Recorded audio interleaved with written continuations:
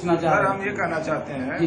कि हमारे भारत में ये जातिवाद की प्रथा कब खत्म होगी, कैसे खत्म होगी? क्योंकि जातिवाद से बहुत ज्यादा जो है घटनाएं हो रही हैं और जातिवाद पे जो है शिक्षा पढ़ाई में जो है वो मतलब देख करके नंबर दिया जाता है। ऐसी कोई मतलब समस्या आ रही है?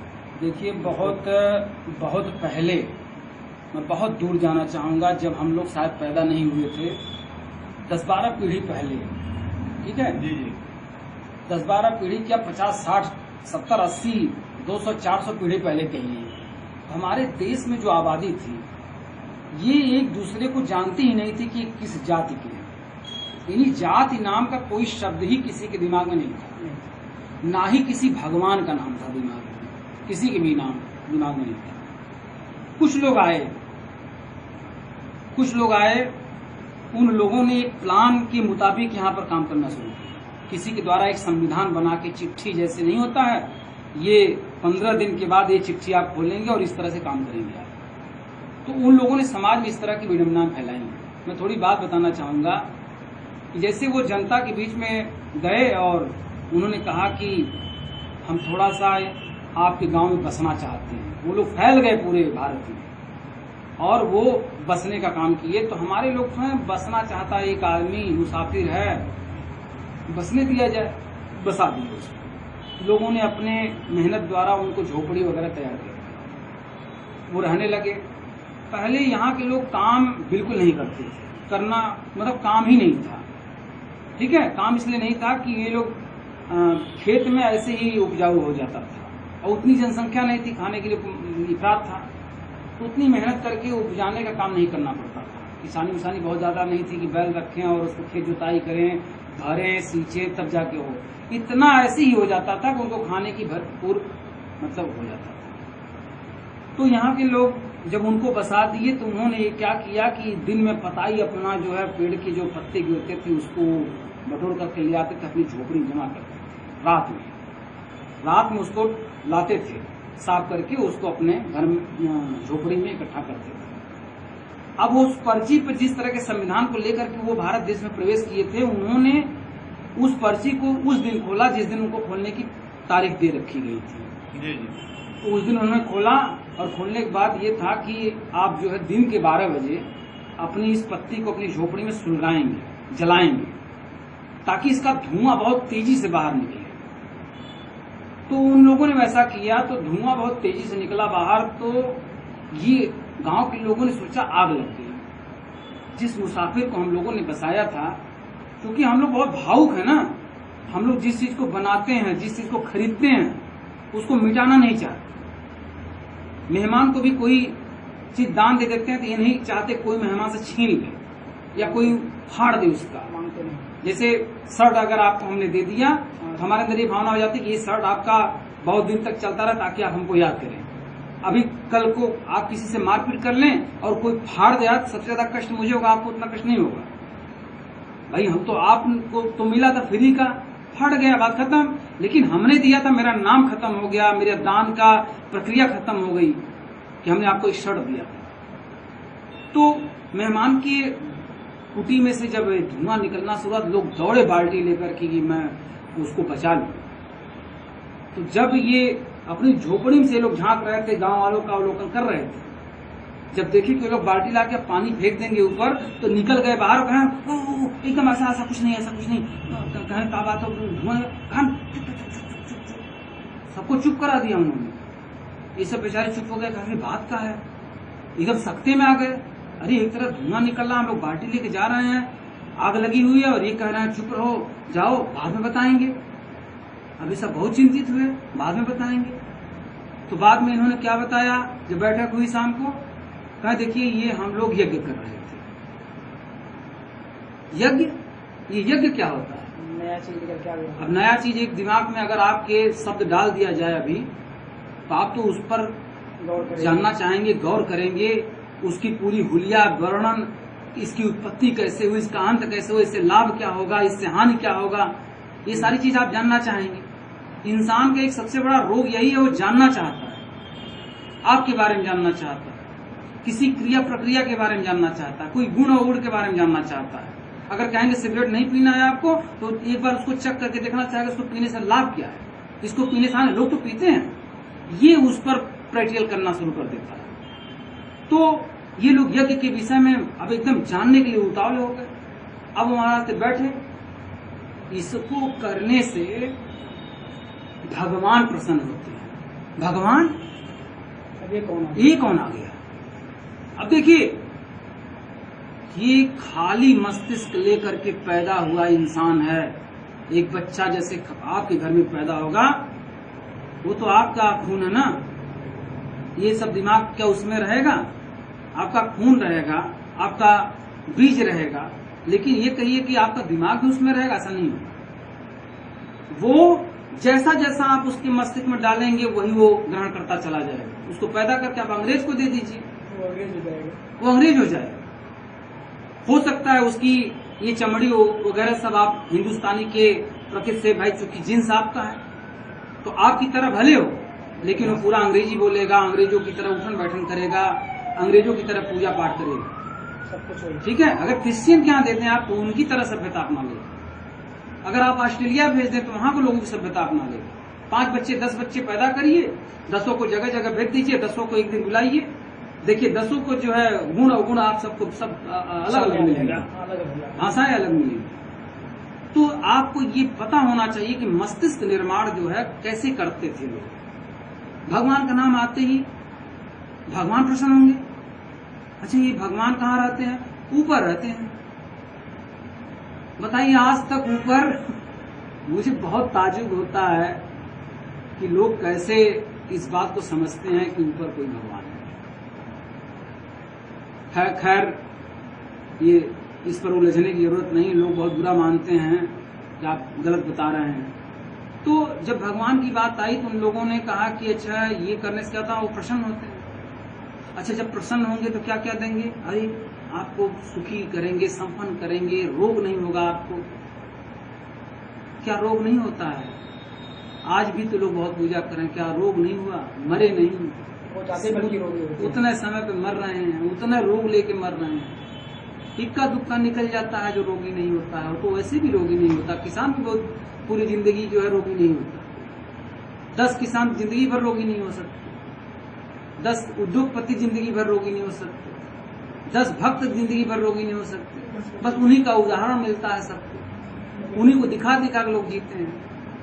ये तो समाज उदाहरणों का है ना। आप फौज में चले जाएंगे तो वहां परमवीर चक्र विजेताओं की कहानी सुनाई जाएगी, आपको उनके माध्यम से जोश मिलेगा, बल मिलेगा। आप इंडस्ट्री में चले जाएंगे तो आपको जो है दादा भाई की कहानी सुनाई जाएगी, अच्छे अच्छे डायरेक्टरों की बात बताई जाएगी, अच्छे अच्छे प्रोड्यूसरों की बात बताई जाएगी। आप किसी कंपनी में चले जाइए, कंपनी के मैनेजर वो थे, तब ऐसे करते थे, वो बॉस थे, बहुत अच्छे थे, ये कहानी सुनाई जाएगी।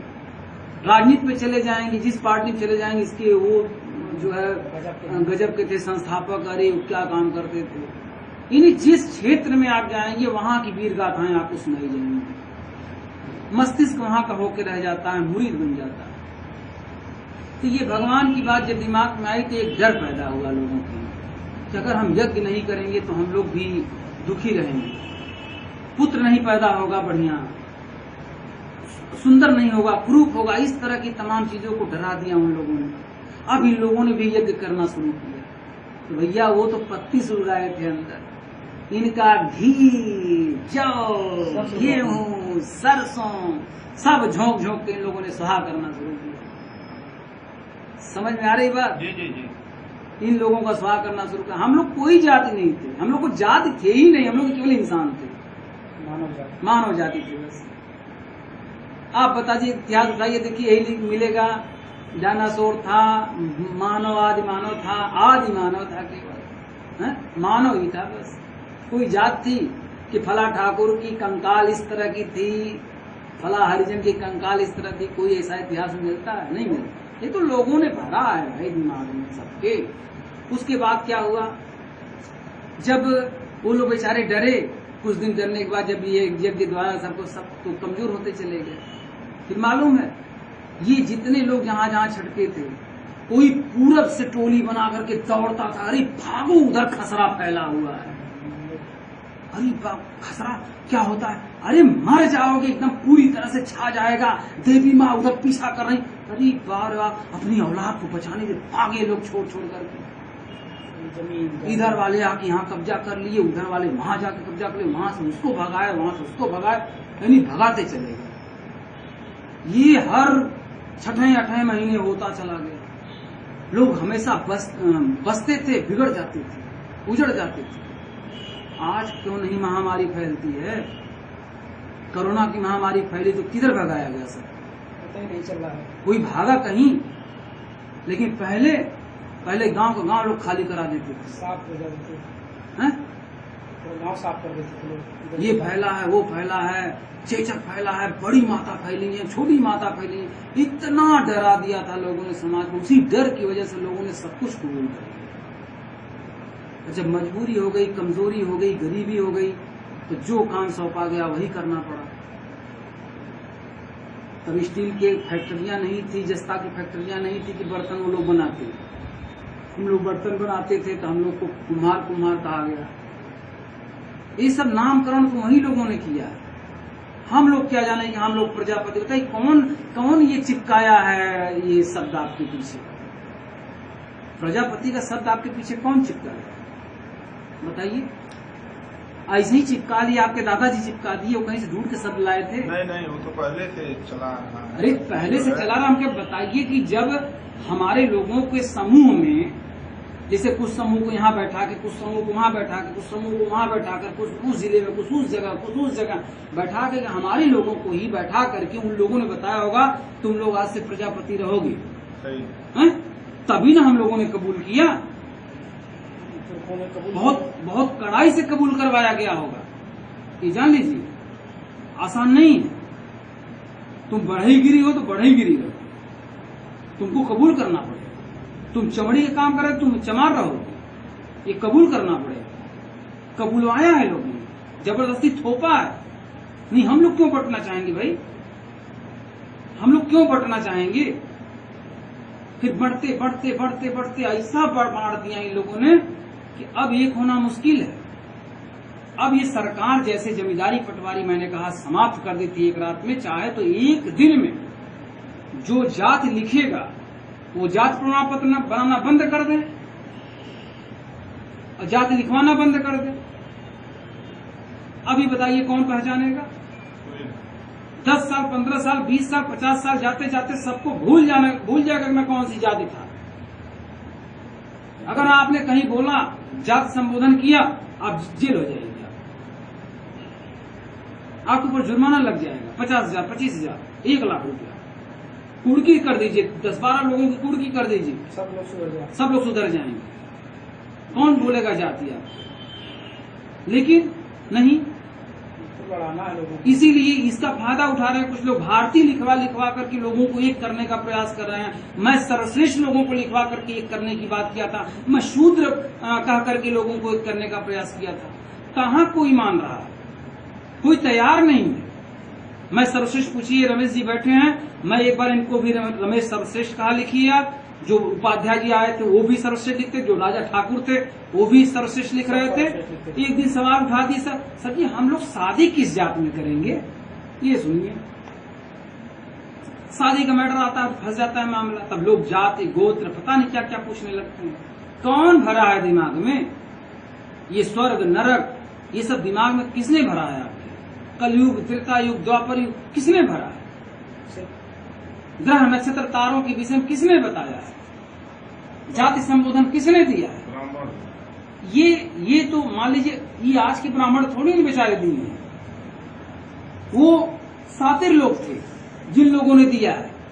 आप उन्हें कुछ भी कह सकते हैं, मैं इन ब्राह्मणों को दोषी नहीं मानता। ये तो बेचारे, ये भी सत्ता विहीन है। कुछ लोग राजनीति कर रहे हैं, आपके भी समाज में कुछ लोग राजनीति कर रहे हैं, कुछ लोग ब्राह्मण समाज में राजनीति, कुछ लोग ठाकुर समाज में राजनीति। सब थोड़ी ठाकुर राजनीति कर रहे हैं, सब राजनीतिक लाभ पा रहे हैं। सबका दोष नहीं है। हम कहे आपके दादा ने इस तरह की जो है शहर में तहलका मचाया था, तो क्या आप भी मचा रहे हैं? आप तो शरीफ इंसान बन गए ना। तो कहने का मतलब जिन लोगों ने किया उसी समय स्वीकार नहीं करना चाहिए। लेकिन सती प्रथा बताइए कैसे स्वीकार किया समाज में? थोपा होगा तब ने स्वीकार किया था, है? बिना थोपे तो स्वीकार होगा नहीं। भाई इस महिला को, इस पति का, जब इसका पति मर गया, इसको भी चिता पे जिंदा ही जला दिया जाए। इसको किसी ने बैठ करके मनवाया होगा ना, है? शुद्धिकरण के नाम पर आपकी बहू बेटियों को अपने घर को उतारा है लोगों ने ना। तो ये सब मतलब कैसे जबरदस्ती ही तो किया गया होगा। जाति प्रथा खत्म किया जा सकता है, बस सरकार चाहे। और सरकार कैसे चाहे, क्यों चाहे? क्योंकि उसी से वोट ले रहा है, लड़ा करके आपको। अंग्रेजों की जो नीति थी, उन्होंने कहा फूट डालो, राज करो, ये भी फूट डालो। धर्म के नाम पे फूट डाल दे रहे हैं। वो कह रहे हैं तुम हिंदू हो, तुम्हारा भगवान ये, तुम मुस्लिम हो, तुम्हारा भगवान वो। बताइए, भगवानों को लोगों ने बांट दिया अपनी रोजी रोटी के लिए।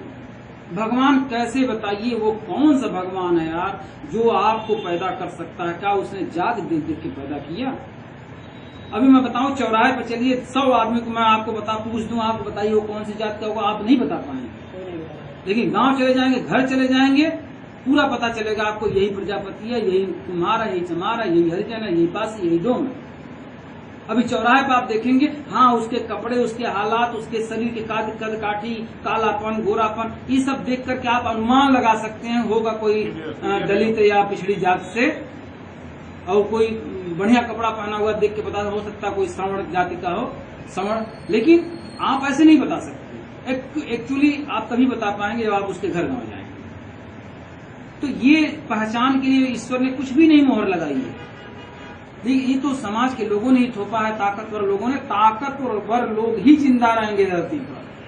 वो अपनी कानून को, अपने नियम को वो आपके ऊपर थोप के रहेंगे।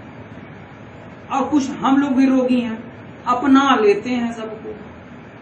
सर, हम ये पूछना चाहते हैं कि अपने भारत में सांसद महिलाएं ज्यादा हो गई हैं, तो महिलाओं को यहाँ जो है सांसद होते हुए बलात्कार महिलाओं के लिए ज्यादा डॉक्टर भीमराव अम्बेडकर ने क्या, हाँ, डॉक्टर भीमराव अम्बेडकर ने इसीलिए सबकी क्राइटेरिया निश्चित कर दी संविधान में। ठीक है, ये महिला सीट रहेगी, ये दलित सीट रहेगी, ये सामान्य सीट रहेगी। उसके आधार पर सब कुछ तो हो रहा है। लेकिन अब चुन की बेचारी जा रही हैं, कमजोर मानसिकता की, वहां बोल नहीं पा रही हैं। थोड़ा और ज्यादा होना चाहिए था महिलाओं का। ठीक है, मैं समझता हूं कि महिलाओं में नेतृत्व क्षमता बहुत अच्छी होती है, थोड़ी सी ट्रेनिंग की आवश्यकता होती है। और किसी अगर अच्छे राजनीतिज्ञ व्यक्ति द्वारा या राजनीतिज्ञ महिला द्वारा अगर उनको नेतृत्व कर दिया जाए तो वो देश का संचालन बहुत अच्छा कर सकती है। क्योंकि रसोई में जानते हैं हर चीज का एक पैमाना होता है, औसत होता है। जिस ढंग से उनको उसका नॉलेज हो जाता है बहुत जल्दी, उतना मनुष्य को नहीं हो पाता है। भाई मनुष्य भी हर चीज में पारंगत है ऐसा नहीं है, महिलाएं भी हर चीज में तो पारंगत हैं। ये समानता का अधिकार, ये तो पुरुष प्रधान देश बनाया गया है ना। पुरुष जो कहेंगे वही मान्य होगा। महिलाओं की वो कैटेगरी नहीं लाई गई है। एकदम 50-50 होना चाहिए था हिस्सा हर मामले में। अगर इतने सांसद हैं तो इतनी महिला भी रहेंगी, इतने विधायक हैं तो इतनी महिलाएं भी रहेंगी। इतना बराबर का हिस्सा होना चाहिए। और अगर मुझे अगर मौका दिया जनता के लोगों ने, तो मैं ये सारी व्यवस्थाएं जो मैंने बेरोजगारी दूर करने की बात मैंने कही है, और मैं ये जाति प्रथा की बात कही है, मैं ये सब बंद करूंगा। क्योंकि ये मनुष्य के फायदे की चीज नहीं है। अरे यार, आदमी बैठा है दुकान खोल करके, उसके बारे में हम कुछ नहीं जानते, हम उसकी जात तक नहीं पूछते, हम जाके अपना काम कराते हैं। हम स्कूल में नहीं पूछते कि प्रिंसिपल किस जाति का है, हम जाके अपने बच्चे का एडमिशन कराते हैं, उसमें पढ़ाई केवल अच्छी होनी चाहिए है। तो ये सब समाज में केवल वोट लेने के लिए ये सब बवाल फैलाया जाता है बहुत ज्यादा मात्रा में। अब बाकी समय में तो सब बराबर चलते हैं। ठीक है, तो संतुष्ट हुए कि नहीं? बहुत अच्छा, बहुत धन्यवाद। रमेश जी, आप कुछ बताएंगे? विचार सही लगा? विचार आपके सर बहुत अच्छे हैं, जो संतुष्ट है आपके विचारों से। चलिए ठीक है, धन्यवाद।